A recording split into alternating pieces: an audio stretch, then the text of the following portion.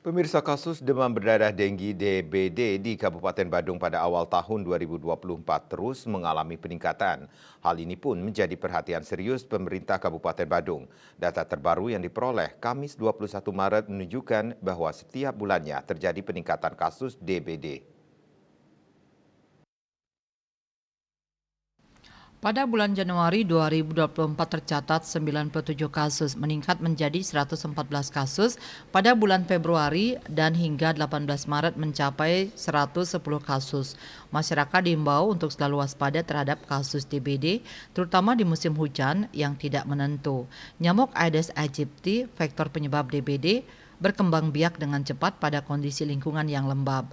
Selain waspada, masyarakat juga diminta untuk memperhatikan kebersihan lingkungan guna menekan kasus DBD. Kecamatan Kuta Selatan dan Kecamatan Abian Semal menjadi daerah dengan kasus DBD yang cukup tinggi. Kepala Dinas Kesehatan Kabupaten Badung, Dr. Made Padma Puspita, mengakui adanya peningkatan kasus DBD.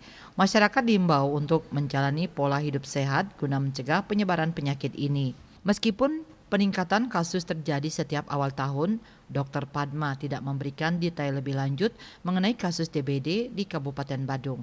Karena itu, ia mengimbau masyarakat untuk melakukan pola hidup sehat, seraya menyebutkan peningkatan kasus biasa terjadi di awal tahun seperti tahun-tahun sebelumnya. Direktur Utama Rumah Sakit Umum Daerah RSD Mangusada, Dr. Iwayan Darte, juga mengakui adanya peningkatan kasus DBD meskipun jumlah pasien yang dirawat di rumah sakit tidak begitu banyak. Meskipun demikian, pemeriksaan rutin dilakukan di setiap puskesmas untuk mendeteksi kasus DBD sedini mungkin. Langkah-langkah pencegahan dan penanganan telah diambil untuk meminimalkan dampaknya terhadap masyarakat. Tetap menjaga kebersihan lingkungan, menghindari tempat-tempat yang berpotensi menjadi sarang nyamuk, dan melakukan pemeriksaan kesehatan secara rutin adalah langkah-langkah yang penting untuk mencegah penyebaran penyakit DBD. Parwate Bali Pos melaporkan.